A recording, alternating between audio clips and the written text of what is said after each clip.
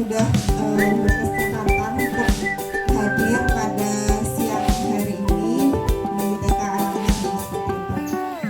Dan sebelumnya saya izin memperkenalkan diri terlebih dahulu. Jadi kehadiran saya di sini itu adalah sebagai salah satu untuk melaksanakan tugas daripada TOT ya, TOT calon pelatih jenjang PAUD gitu ya. Kebetulan mohon izin, nama saya Mayasa Akhirindi gitu ya, di Balai Besar Guru Penggerak Provinsi Jawa Timur. Selanjutnya saya sebagai pengembang teknologi pembelajaran tahun pertama gitu ya. Ini ada nomor kontak saya kalau misalnya nanti bunda mau di sini dengan materi yang pertama yaitu pengembangan anak usia dini.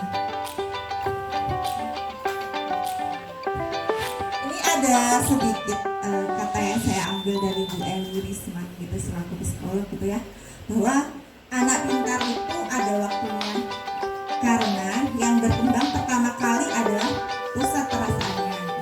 Anak usia dini harus jadi anak yang bahagia, bukan jadi anak yang pintar. Kemudian lingkup perkembangan anak ini sudah menjadi makanan sehari-hari ya dari bunda-bunda PAUD sekalian gitu ya. Kemudian memberikan dukungan yang diperlukan anak untuk perkembangan secara menyeluruh, dan yang terakhir yaitu memahami pentingnya stimulasi 1000 hari pertama kehidupan. Mungkin di sini gitu ya ada sedikit gamenya adalah mencari 5 teman yang memiliki persamaan visi. Kalau pengen seperti ini mungkin ada yang sudah langsung ketemu ya makanya. Karena untuk perkembangan anak usia dini itu kan dibedakan ya.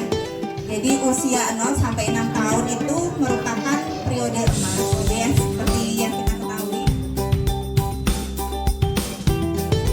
ya, ada beberapa mungkin bunda di sini yang sudah mengalami proses kehamilan dan persalinan gitu ya, bahwa bayi yang lahir dengan berat badan rendah gitu ya, kemudian bayi yang lahir tidak menangis ataupun prematur yang memiliki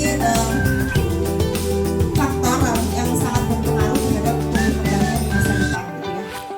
Kemudian di sini juga ada faktor eksternal gitu ya. Yang pertama faktor ekologi atau lingkungan gitu ya, bahwa tingkat penghasilan atau tercukupinya makanan bergizi gitu ya, tempat berlindung, nilai budaya, kesehatan umum dan nutrisi gitu ya, juga berpengaruh terhadap tumbuh kembang anak.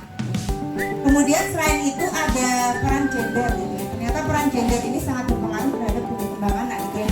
Dimana anak-anak ketika mendapat kesempatan bermain gitu ya, atau mainan jenis tontonan televisi gitu ya, atau orang dewasa yang dilihat atau menjadi panutan dari anak tersebut gitu ya, ternyata cukup berpengaruh terhadap tumbuh kembang anak gitu ya. Mungkin bisa kita lihat ya anak yang dia hanya bermain mungkin di kalangan teman-temannya yang laki-laki saja gitu ya, seperti pertumbuhan tinggi badan. Kalau pertumbuhan itu tidak terbatas. Terima kasih. Ada lagi yang kenangan.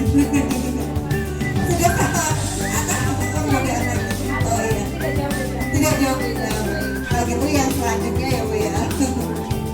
Nah, ini sedangkan perkembangan bersifat kuantitatif dan kualitatif gitu ya, bahwa di sini contohnya berbicara atau bertambahnya kosakata, kemudian pengucapan kosakata baru semakin jelas, kemudian kalau di dalam gerak itu anak bisa tengkurap, merangkak, duduk, berdiri, berjalan dan berlari seperti itu. Jadi proses pertumbuhan dan perkembangan adalah sebuah hal yang saling berkaitan erat satu sama lain.